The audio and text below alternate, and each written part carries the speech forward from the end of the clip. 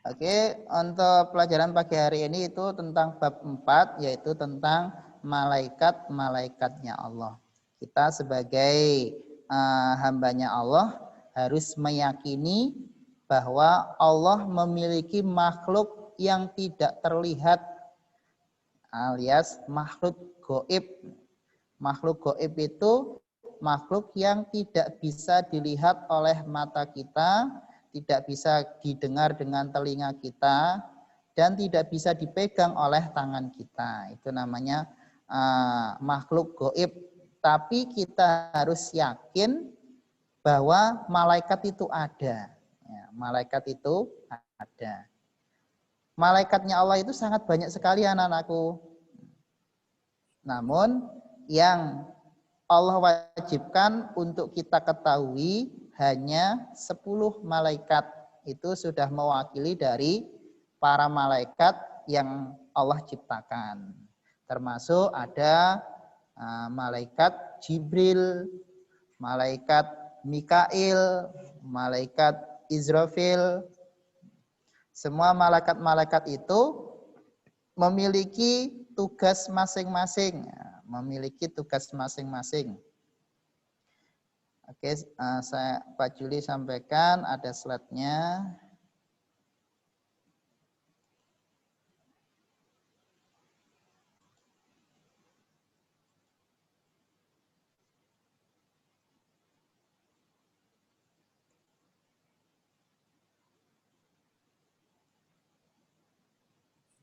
Oke, untuk ya. Jadi yang kita pelajari pada pagi hari ini tentang iman kepada malaikat-malaikatnya Allah, meyakini keberadaan malaikat-malaikatnya Allah. Nanti yang kita pelajari tentang nama-nama malaikatnya Allah dan tugas-tugasnya. Oke, sebelumnya yuk kita baca bersama-sama lafaz ini. Subhanallah walhamdulillah wala ilaha illallah wallahu akbar. Ini adalah ucapan tasbih, tahmid, tahlil, dan takbir. Supaya anak-anak ketahui bacaan ini yang selalu dibaca oleh para malaikat. Ya, yang telah dibaca oleh para malaikat. Jadi malaikat itu selalu setiap hari membaca Subhanallah, Alhamdulillah, La ilaha illallah, Allahu Akbar. Nah, kita sebagai makhluk hamba Allah juga, kita juga meneladani atau mengikuti sunahnya para malaikat. Yaitu setiap kita selesai mengerjakan sholat, kita berzikir membaca Subhanallah, ada yang 10 kali, ada yang 33 kali, dan seterusnya. Ini adalah ucapan-ucapan yang disampaikan oleh, yang dibaca oleh para malaikat. Oke, ada coba kakak-kakak semua diperhatikan gambar apa ini?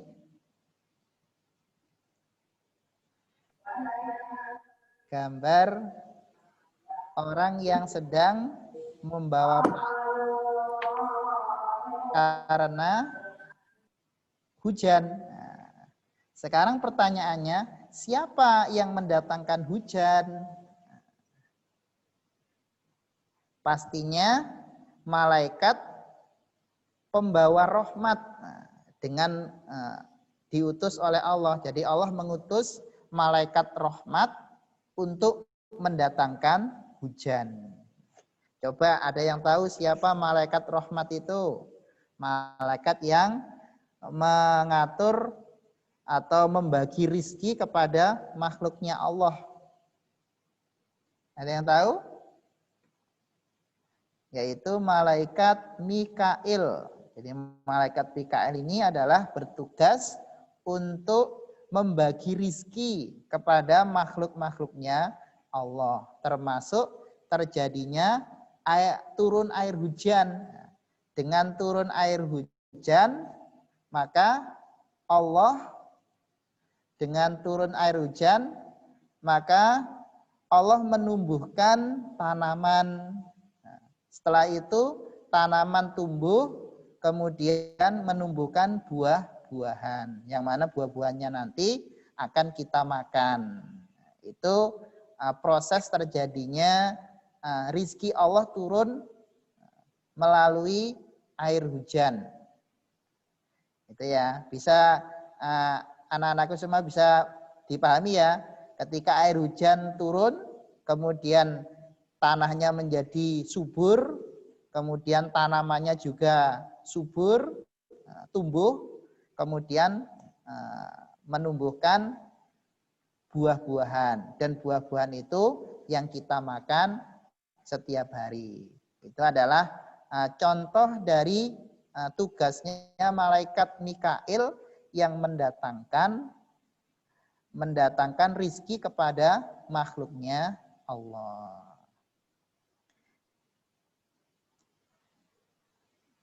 Jadi ini ada contoh kisah. Jadi meyakini keberadaan malaikat-malaikatnya Allah. Ini ada sedikit cerita. Jadi suatu saat Kak Fatir sedang berangkat ke sekolah.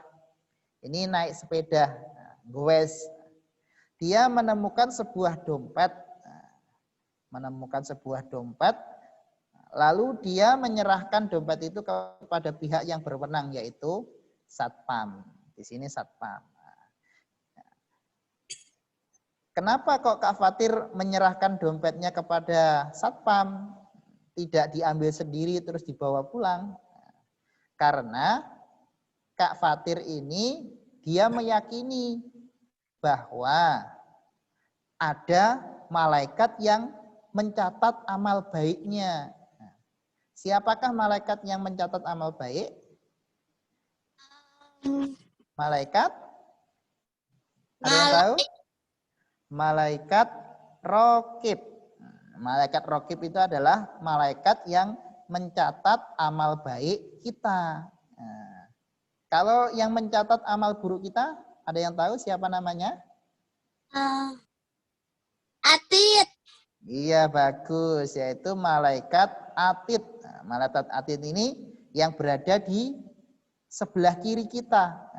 Ketika kita mengerjakan kejelekan, maka malaikat Atid yang mencatat perbuatan amal jelek itu. Kalau kita berbuat baik, contohnya seperti Kak Fatir ini, bukan haknya, bukan dompetnya, bukan miliknya, tidak dimiliki, tapi diserahkan kepada Pak Satpam. Berarti Kak Fatir ini baik atau buruk? Baik ya. Berarti Kak Fatir oleh malaikat Raqib dicatat bahwa Kak Fatir ini adalah anak yang solih, anak yang baik, yaitu menyampaikan haknya kepada orang yang berhak, yaitu memberikan dompet kepada Pak Satpam, supaya nanti ketika pemiliknya mencari itu pasti menghubungi Pak Satpam. Pak Satpam Pak Satpam melihat dompet saya, oh ini tadi ada Kak Fatir yang menemukannya. Kemudian si pemilik itu mendatangi Kak Fatir, kemudian mengucapkan terima kasih. Alhamdulillah jazakallahu khair Kak Fatir. Ini sebagai tanda syukurnya Bapak. Ini saya kasih uang. Seperti itu. Itu adalah contohnya. Nah ini Pak Juli tampilkan nama-nama malaikatnya Allah. Yang pertama yaitu malaikat Jibril. Yang kedua, malaikat Mikail. Yang ketiga, malaikat Israfil, kemudian Izrail, Munkar, Nangkir, Raqib, Atid, Malik, dan Ridwan.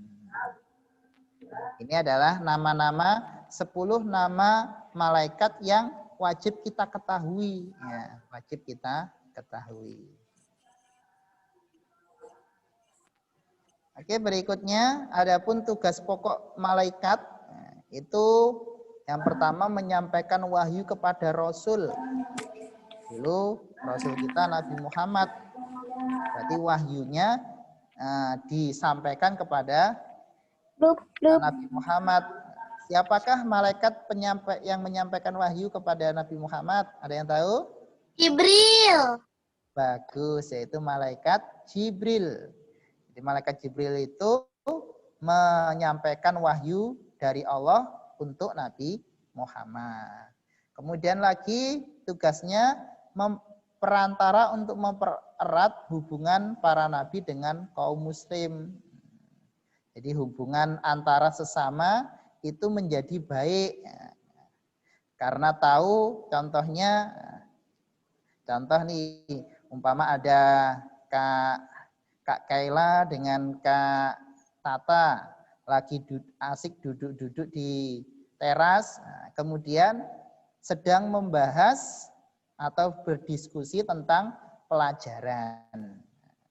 Wah, tadi pelajaran PAI-nya itu ya tentang apa ya tadi? Oh, tentang malaikat, tentang nama-nama malaikat. Gimana ya tugas-tugasnya? Berarti Kak Tata sama Kak Kaila ini nanti akan dicatat oleh malaikat apa? Ada yang tahu? Malaikat Raqib atau Atid? Raqib. Malaikat Raqib, bagus. Karena apa? Kak Tata dan Kak Kaila sedang berdiskusi tentang pelajaran. Nah, berdiskusi ini adalah hal yang baik, maka dicatat oleh malaikat Raqib. Bisa ya kalau nanti Pak Juli menyuruh memberikan contoh tentang pengalaman pribadi tentang kita selalu diawasi oleh malaikat. Kemudian yang tugas berikutnya yaitu mendatangkan azab atau siksaan bagi umat yang zalim dan mengingkari ayat-ayatnya Allah. Jadi kalau makhluknya Allah, yang manusia ini tidak taat kepada Allah, akan disiksa di dunia maupun di akhirat. Coba sekarang Pak Juli tanya, siapakah malaikat yang menjaga pintu neraka? Malik. Oke, bagus. Malaikat Malik, yaitu malaikat yang menjaga pintu neraka. Tahu nggak anak-anakku semua, malaikat Malik itu sifatnya bagaimana? Yaitu sifatnya keras, kejam, tidak punya belas kasih. Nah, itu sifatnya para malaikat penjaga pintu neraka. Jadi ini untuk orang-orang yang tidak iman. Kemudian sekarang siapakah malaikat yang menjaga pintu surga? Ridwan. Bagus, yaitu malaikat Ridwan. Ini malaikat Ridwan ini adalah penjaga pintu surga. Maka sifatnya itu lemah lembut, sopan, penyayang. Ketika ada yang datang mengucapkan salam, assalamualaikum, wahai ahli surga. Itu adalah sifatnya malaikat Ridwan, penjaga surga. Kemudian lagi tugas malaikat yaitu memohonkan ampun kepada makhluknya. Memohonkan ampun kepada makhluknya Allah yang ada di bumi. Jadi ketika makhluknya Allah membaca istighfar, astagfirullah, astagfirullah.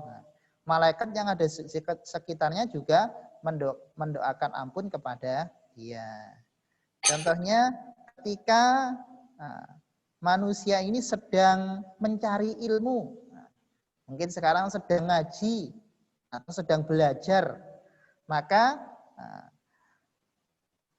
makhluk yang ada di sekitarnya itu mendoakan pengampunan kepada orang yang atau manusia yang sedang belajar atau mencari ilmu. Bahkan sampai ikan-ikan yang ada di dalam air juga memintakan ampun kepada orang yang mencari ilmu.